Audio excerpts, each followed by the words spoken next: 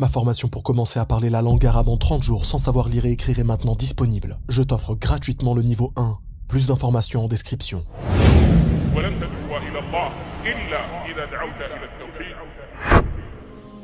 Après le feu terrible qui sortira les gens du Yémen et regroupera l'ensemble des personnes vivantes sur leur lieu de rassemblement, le premier souffle dans la trompe interviendra et bouleversera l'univers tout entier.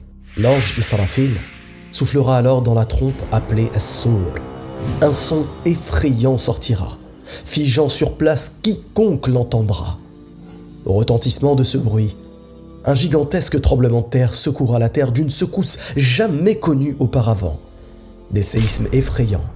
Les gens seront tels des personnes alcoolisées alors qu'elles ne le sont pas. Allah nous informe dans la sourate Al-Hajj. Le jour où vous verrez, toute nourrice oubliera ce qu'elle allaitait, et toute femme enceinte avortera de ce qu'elle portait. Et tu verras les gens ivres alors qu'ils ne le sont pas. Mais le châtiment d'Allah est dur. Pour vous détailler et vous décrire encore plus la particularité de ce jour, il faut que vous sachiez que tout enfant qui sera présent lors de ces événements se mettra à avoir les cheveux blancs, conformément à la parole d'Allah dans la sourate Al-Muzammil, lorsqu'il dit « Comment vous prémunirez-vous du jour qui rendra les enfants blancs de cheveux ?» Oui, un jour si horrible et si effrayant que tous ceux qui ne croyaient pas croiront, et plus aucun doute ne subsistera.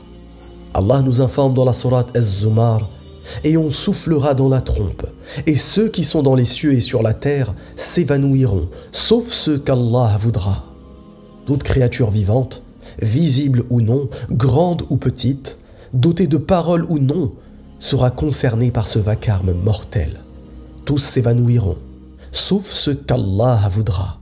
Imagine un seul instant que l'homme le plus riche de cette planète, peu importe sa situation, peu importe sa richesse, peu importe ses contacts, il tombera raide mort selon la volonté d'Allah, tout comme le pauvre besogneux.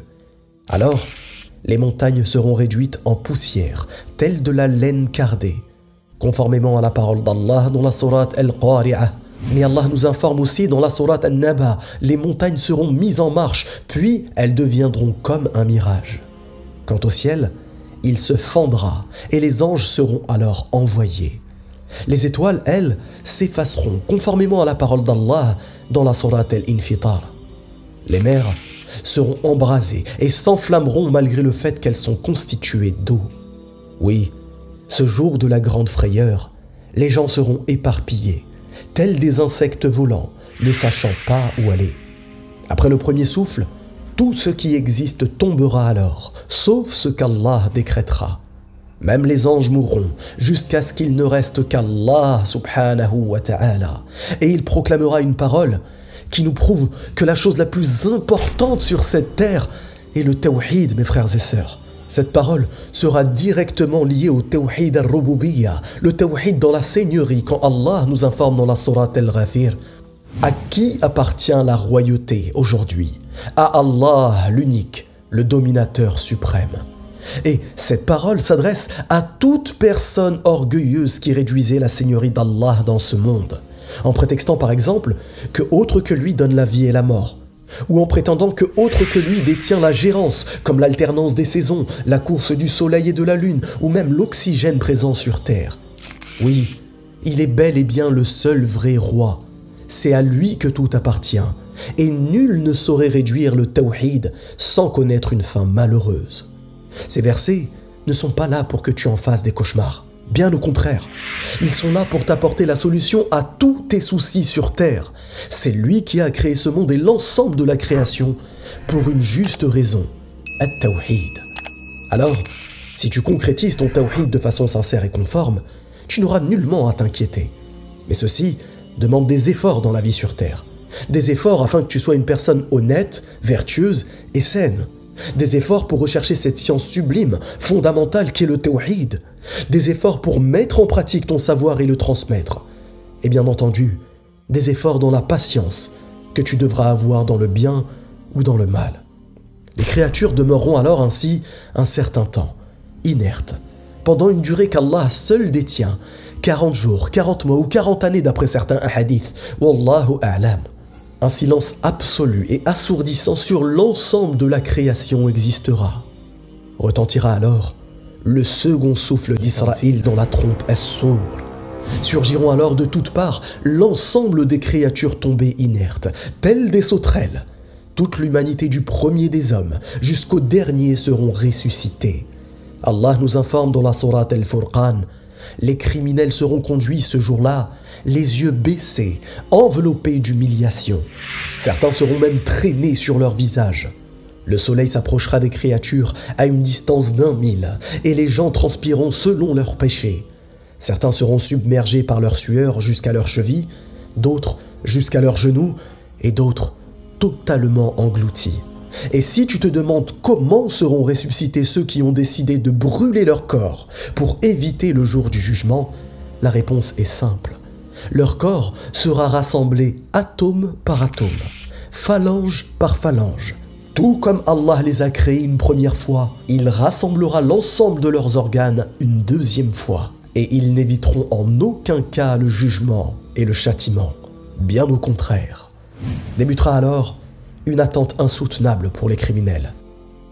Au point où ils solliciteront l'aide des prophètes Adam alayhi salam, Nuh alayhi salam, Ibrahim alayhi salam, Moussa alayhi salam ou bien Isa alayhi salam, mais aucun n'aura l'autorisation d'intercéder. Aucun n'aura la possibilité de raccourcir ce temps insoutenable. Alors, il sera demandé au prophète Muhammad sallallahu alayhi wa sallam d'intercéder. Et il se prosternera d'une prosternation longue et exceptionnelle, comme jamais auparavant. Allah lui dira alors, « Lève-toi, demande, et tu obtiendras. Intercède, et ton intercession sera acceptée. » Et Allah débutera alors le jugement. Wallahu a'lam. Et on voit là l'importance du tawhid dans l'adoration et dans les noms et attributs. Puisque seul Allah a la capacité de changer les choses. Puisque c'est lui qui détient les plus beaux noms et les attributs les plus parfaits. Puisque c'est lui le pardonneur, le clément, le miséricordieux, l'accueillant au repentir et celui qui donne toute subsistance. At-tawhid fi asma'i wa sifat. Conséquence, c'est lui seul que j'adore. At-tawhid al-uluhiyya. Pour finir, mes frères et sœurs, nous ne devons pas attendre ce jour terrible pour demander à Allah de nous faciliter cette épreuve. Nous pouvons le faire dès maintenant, en invoquant notre Créateur et en œuvrant dans ce sens. Mais comment se déroulera le jugement? Comment ce jour seront traités les criminels et les vertueux? Quelle sera leur destination finale? C'est ce que nous verrons, Inch'Allah, au prochain épisode. Si tu es intéressé par la langue arabe, je te laisse cliquer sur le lien en description pour ma formation « Apprendre l'arabe en regardant une série ». Je te dis à très bientôt, Inch'Allah. Wallahu a'lam. Barakallahu fikum. Wassalamu alaykum wa rahmatullah. Si tu as aimé cette vidéo, tu aimeras très certainement celle-ci qui parle de la fin des temps.